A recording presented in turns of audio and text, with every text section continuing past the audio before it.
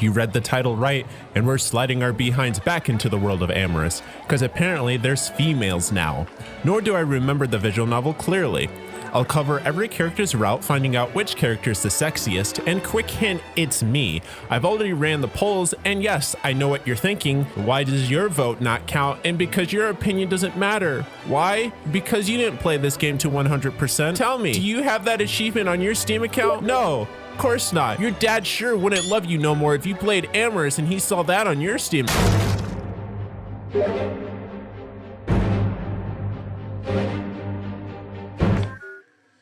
Playing the main character, you are an adopted unemployed college graduate who's introduced to Club Amorous and its playable routes.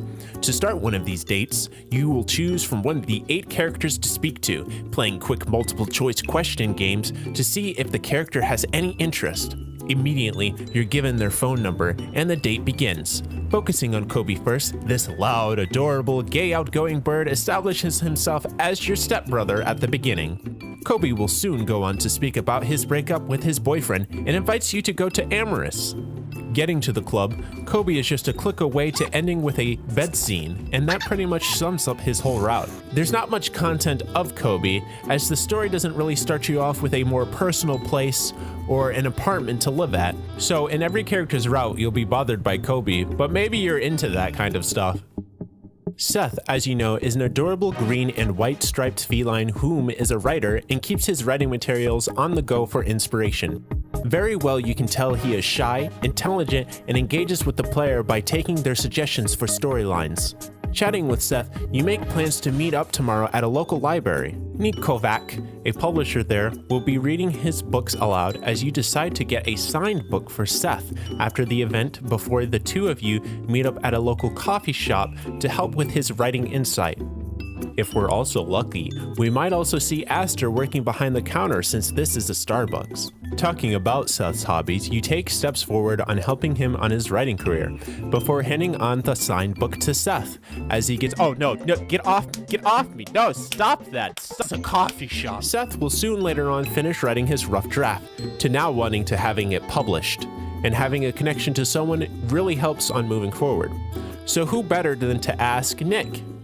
He decides to look over Seth's rough draft and would offer up showing his publisher, making both Seth and you excited. Ooh, I'm excited.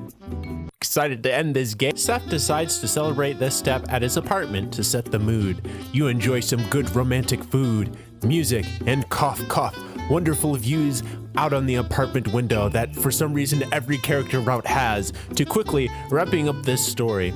The two of you do it before the independency agency calls and they're like, oh my gosh, Seth's rough draft, yeah, come into the apartment at 1, and the scene ends quick, it's just done. So as you can see, these dates are pretty fast and short, very mellow, and seem to have a set system of an intro, break, build up, and climax.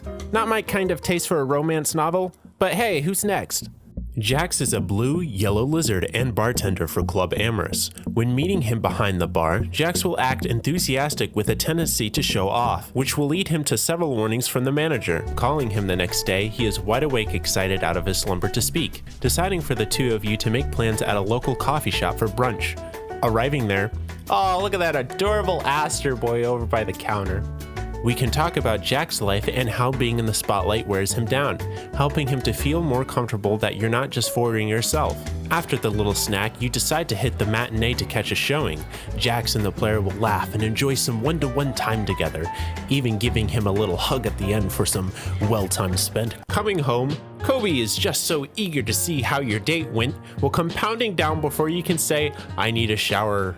At 10 p.m., Jax will call to talk about work and things before getting cut off. Since I'm already awake, I'll just head over there now and pick up a burger for him. Arriving on Jack's break, you enjoy a meal together while he chats about his past boyfriend Zach, who didn't want him working at Amorous and forcing him to get fired from his job after the breakup.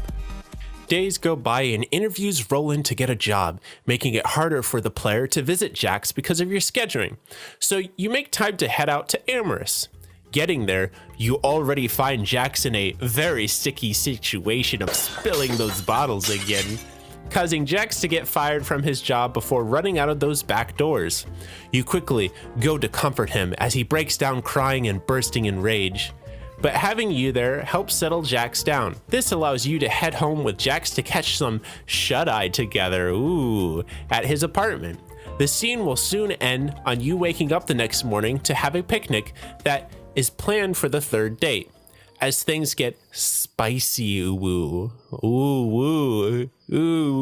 are we doing in this picnic? Okay, following up with Dustin, after having an argument with his boyfriend who just had stormed off, will approach you with his predator calls. Get away from me. I am but a humble piece of bread. Stop! Dustin will socialize with the player with a tactic to rather have his body all over you. Very much cringe, yes. I know, but he does have a rather softer and controllable vibe when he's not all try-hard. Another thing about this lying is he's very sensitive to words, so be careful what you say. I don't need you offending him and having him— Oh, look what you did. You did that. You did— Wow. Calling up Dustin in the morning, you decide to take him up on that offer as he invites you to the movies. Him being the film goer will meet you at the movie theater to grab some popcorn before heading over to the showing, getting them snuggles, hot buttery fingers, and large refreshing soda.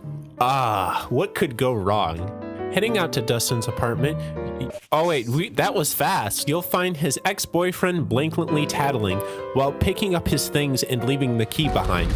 Oh, there she goes. Bye, Felicia. You know what, Dustin? I'm gonna head home. I don't think this is, this is a little weird. The next day, planned by Dustin, who knows of a good private spot out by the beach, throws you into his car to have some fun in the sun. With the beating rays on top of you, those cozy warm vibes as you snuggle-wuggle into the sand. Oh, the warm sensation tingling down your spine with a nice fuzzy fur all over your body roll. Dustin will go on to explain about the spot on the beach and the memories he has made, wanting to get away from it all and start things fresh. The day soon ends. Dustin will soon come by to pick you up, driving you away back to the same beach location with a new car, after selling his old one for the reasoning of wanting to start anew and not end up with his ex-boyfriend desperately trying to seduce Dustin to come back with him using his old car. Arriving at the beach and still chatting about situations, Dustin wanted to take things a step further into a stable relationship with the player. Lewd scene happens and it ends. Speaking to Sky, brought by her friends to get her more out of the house, is very much into cosplay. She is a young fox fresh out of high school. She'll decide to bring you to the mall with her to go help shopping for some cosplay costumes. Ooh. Don't worry, I like going shopping too, but when they stop putting measurements on men's clothing, there's something wrong. As Sky goes to put on her clothes, you end up talking to some ladies that put you in a weird predicament. They're your classmates and they just love to argue with you. Sky soon comes out and sees these two wonderful ladies just being very, very obnoxious, making Sky very flustered and angry. You then decide to take Sky out for some coffee to calm her down. The next morning, you head out to a costume convention after Sky suggested dragging you along. Arriving, you search for Sky, and luckily enough, there's this adorable, cute, I'm not too sure what character this is. Digimon, Pokemon, Pick Yu-Gi-Oh! That's it, Yu-Gi-Oh! That's what this thing's from. Anyways, meeting Luck's friend dressed up as a Vmon will bring you over to Sky dressed up as Lucario. And to be honest, I didn't really recognize her at first, till I looked at her nose. Very distinct nose she's got there. Still a good costume though. No offense, but first place is heading my way. Hey! Rex, make sure you talk about my good side. Either way, the con experience is very enjoyable as Sky friends head off to get a group photo. After the con, you visit Sky's place and she's got a little secret for you. Can you guess what it is? She's upset that basically she dyes her fur and then sex scene happens. So guys, do you see the pattern with these routes? No? Anyway, Sky's route's pretty good. It's fun, it's better than most. The bunny you see here is Remy, 32 years of age, working part-time as a restaurant teacher for a local college. Meeting her at the club, she'll ask the player an offer to gain intel on Riptide, who's a lifeguard at Amorous. Speaking to Riptide, you tell Remy the information she needs to know about what's on the lifeguard's mind, and she takes you on to that offer that you will proceed to the first date the next day. Heading off to the aquarium to see the fishy-wishy mushies, and the musky whiskies. Ooh. Seeing all of the exhibits, only to find Riptide there to bother the two of you and ruin the mood, you suggest a more quieter place. Where are we gonna find a more quieter place, guys? Come on now, we got a lot of writers up in here. Oh, a matter of fact, the coffee shop. Yeah, the coffee shop. I couldn't think of anything more better than a freaking coffee shop to put in this game. Day 2, Remy invites you to one of her cooking classes.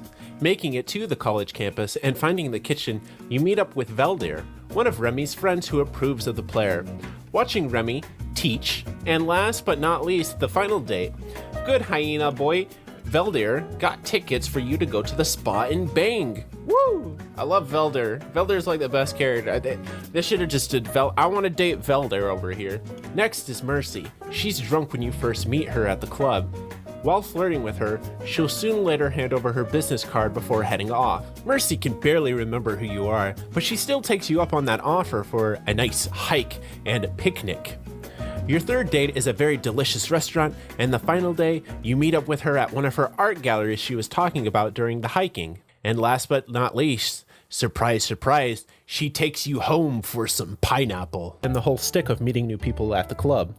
But Lex does have a curiosity of meeting new people and hoping to find romance. They'll then hand over their phone number and choose the next meetup to, at a local bar, something new, thank God it wasn't a coffee shop, to play a quick game called Truth or Dare, or basically just get drunk and ask questions.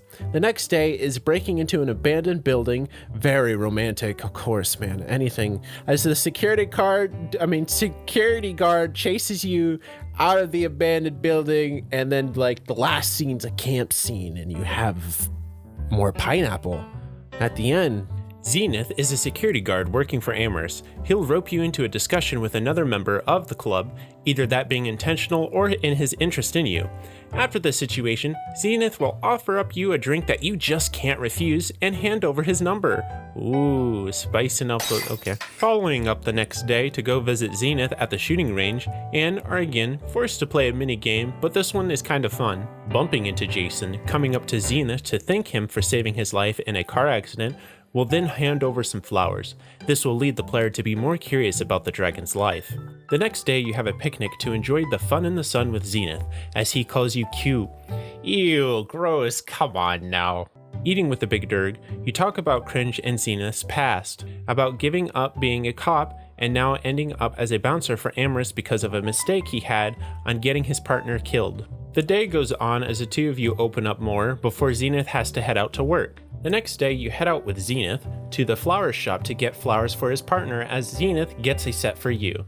And the day will soon end with you heading over to your house for some cuddles, snuggles, and I don't need to go into the details, do I? Alright. And that concludes Amorous. So my thoughts on who's the best character is not really going to be in my opinion. It's going to be more of the person's taste, since each character is very unique and they're very interesting in their own way, so I'm not really going to even bother with it.